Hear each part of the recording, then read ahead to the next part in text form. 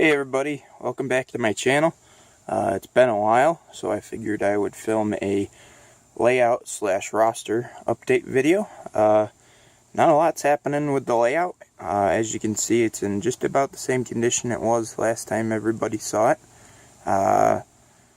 It's not going to be changing anytime soon, unfortunately. I got a bunch of things that they got to get paid for this summer. So hopefully by the end of the summer I might be able to make some changes to the layout, but for now this is the way it's going to stay, at least up until the beginning of the school year again when I leave to go back down to Erie.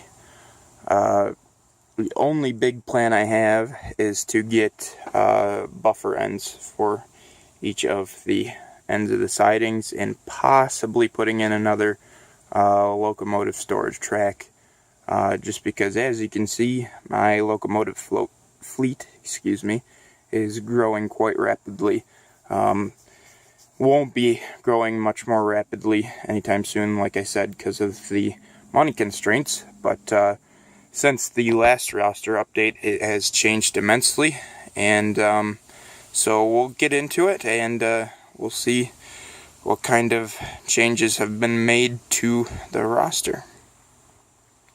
So up first we have our Bachmann GP38-2 number 5616.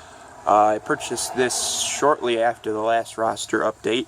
I've done a lot of custom work to it. You can see all that in a video I have detailing this locomotive specifically. It's got basically everything updated to make it look prototypical. It's got a 8-pin non-sound decoder in it. All the details are to make it look as if it's the real thing. Next up is number 3340. You guys have seen this thing before, but a lot has changed on it. I finally got the detail parts I was talking about in the previous video put on. It does have the air conditioner, the 2 Sinclair antennas, and the Nathan P3 air chime has been moved back to the long hood, just as it is on the prototype. Next up is another locomotive that I've spent an entire video talking about, and that's HLCX 8140. As you guys can hopefully recall if you've seen my video detailing this one, it was formerly a BN unit that I kit bashed, I guess you could call it that, into this. There's no major work, but I patched the BN numbers, added all of the HLCX decals, excuse me. The big thing that is different from the end of the video detailing that one to now is the fact that it's actually got handrails. I had to order those from Intermountain. They came clear gray, and I had to paint them BN green.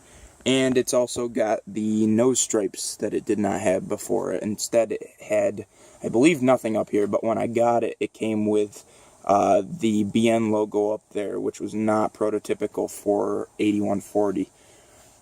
Next up, once again, we have a project that's been sitting on the layout forever now, and I'm even considering doing something else now with it.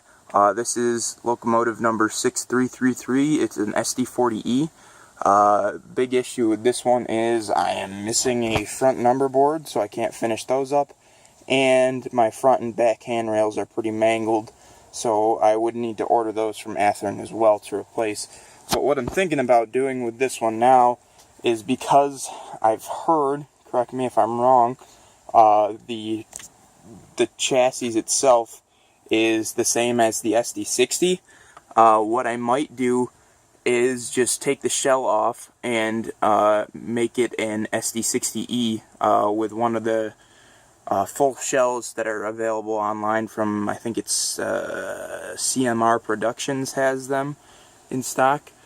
So I might purchase one of those and turn this thing into an SD60E. I'm not sure yet. That would be a very big project for me. It's something that I've definitely never done before.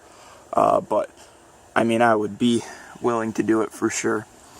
Next up is another familiar face for the layout. That's the Jersey Central Line's Heritage Unit number 1071. Big changes from the last roster update with this thing. It actually does have a decoder now. It's just a 9-pin non-sound. I didn't feel like putting in actual sound, unfortunately, just because it's expensive and I'm a college kid. Next up, again, a familiar face. I use this Locomotive to demonstrate the Economy decoder and all its functions. This is CSX 7314. It's an Atlas-8. Definitely one of my favorite locomotives on the roster. However, unfortunately, the way I had the Economy decoder in there just was not working right. I think this thing's it must only have one truck that's picking up track power, and so when it got really dirty, the decoder would just completely reset and everything. So I pulled it out of there and I dropped in just a regular normal 8-pin decoder, so that's what's in there now. So no sound in that one, unfortunately, but that's because it's in the next Locomotive. So this is NS9746-9. This Locomotive actually left the layout roster as I sold it, and now it's back, just recently actually. I found this thing online. As you'll recall, the big reason why I was getting rid of the other one was because it was not prototypical. The ditch lights were incorrect. The headlights were not mounted in the proper positioning, and a bunch of other stuff. Now this one I found online on eBay for 70 bucks. It's got all the details that it should have, including ditch lights, headlights, and everything else. The ditch lights do in fact work. It's even got the PTC antenna farm up top, which is great. And it's rolling on a Kato chassis. So the motor and everything underneath it is all Kato drive. So that's really amazing. It's a very smooth runner. I did put the Economy decoder in here, and when I put it in there, I actually got a TCS Keep Alive to wire into the decoder harness in order to keep it from stalling out like it did in the Dash 8. It seems to be working very well. I'm pretty happy with it. Okay, and the last Locomotive in the roster is Lehigh Valley Heritage Unit number 8104. This was not around for the last layout roster update, but here it is now. This is a DCC non-sound version. I would like to put sound in this eventually.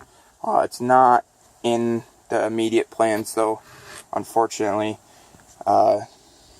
Definitely one of my favorite locomotives though, for sure. So there you go guys. That's my my layout roster right now. Hopefully it's going to be getting a little bit bigger towards the end of this summer. I'd really love to get an SD70M flared radiator and the Erie Heritage unit, since I am kind of modeling the Southern Tier line of New York, which is formerly an Erie line. But that's about it. Thanks for watching, guys, and hopefully I'll have some news for you on other stuff soon. Might put out a rail fanning video, I'm not sure yet, but that's about it for now, so see you in the next video, guys.